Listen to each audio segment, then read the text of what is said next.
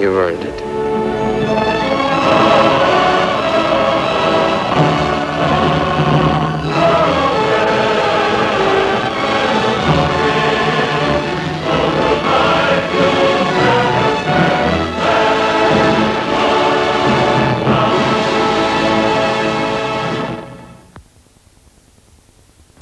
This is how it looks for Monday's night-time, beginning with another film in the Wicked Ladies series. Nana is Monday's offering, beginning at 11 minutes past 12.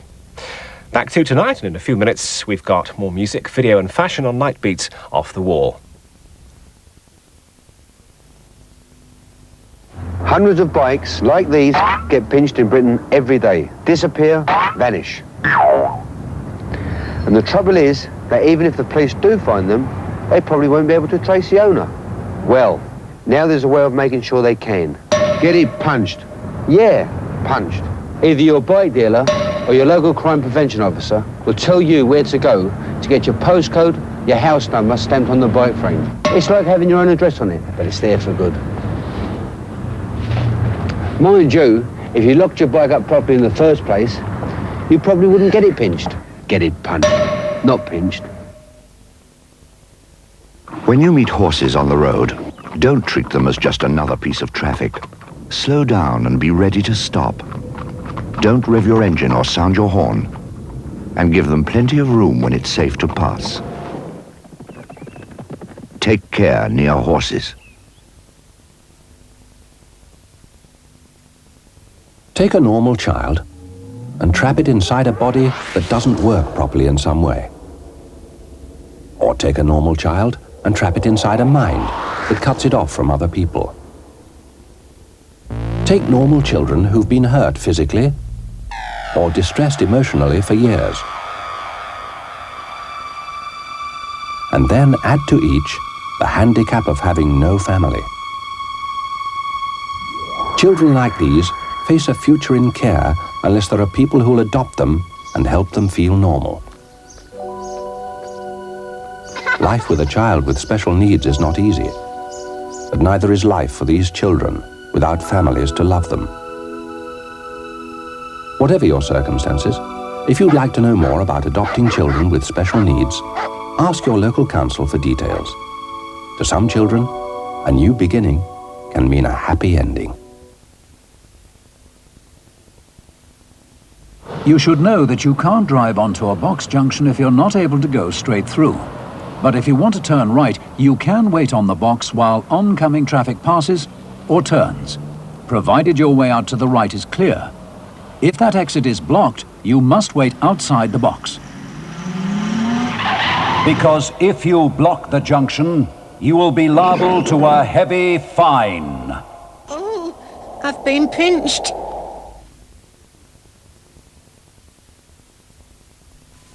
This is TSW. We now join ITN for the news headlines.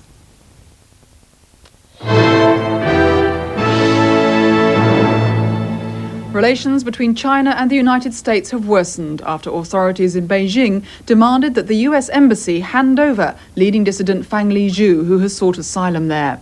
A warrant has been issued for Fang Lizhu's arrest. The US ambassador said he would give refuge to any Chinese who feared persecution. Meanwhile, in London, there have been demonstrations against the killings in Beijing. Thousands sang for peace and stood for 3 minutes silence as they remembered those who died. They marched to the Chinese embassy, calling for the downfall of Deng Xiaoping. Former US President Ronald Reagan has arrived in London on a private 4-day visit. During his stay, he'll lunch with the Queen at Buckingham Palace and dine with the Prime Minister. Mr. Reagan, accompanied by his wife Nancy, touched down at Heathrow late, but obviously delighted to be back in London, which he last visited on his return from the Moscow summit a year ago.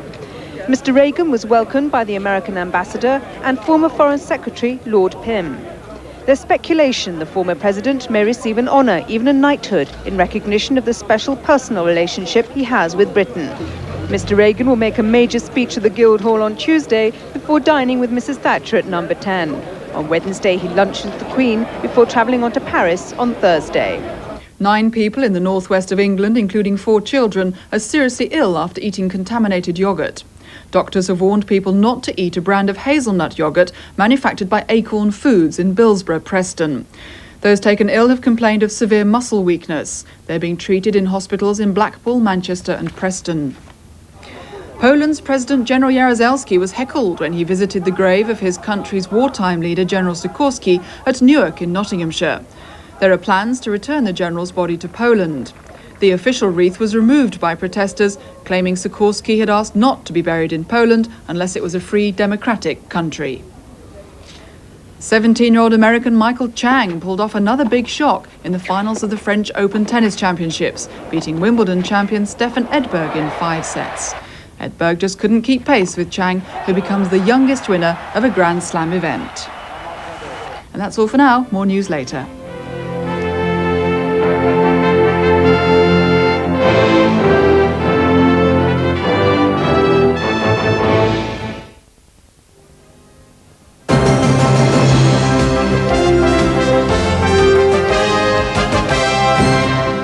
You're watching TSW Night-time, and we go off the wall.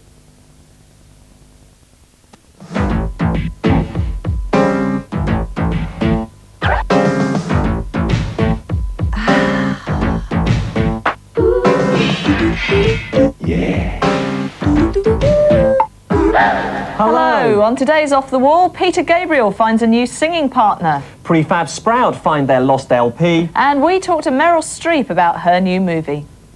When Mickey Rourke spoke to journalists in Cannes about his recent role as St. Francis of Assisi, he caused a sensation. For the Hollywood star revealed that his fee for the film Francesco, variously reported as being $1.5, $2 or even $3 million, has been effectively given to the IRA. After a barrage of criticism, Rourke now denies giving money directly to the terrorist organisation. He says he's involved in humanitarian aid in Northern Ireland. He's also known to have given generously to a fund for Joe Doherty, a convicted IRA killer the British are seeking to extradite from the US. The actor's support for the Republican cause springs from researching another role, that of Martin Fallon in A Prayer for the Dying. Rourke brightened an otherwise appalling film with his typically intense performance as an IRA gunman who, ironically enough, wants to quit because he's sick of violence.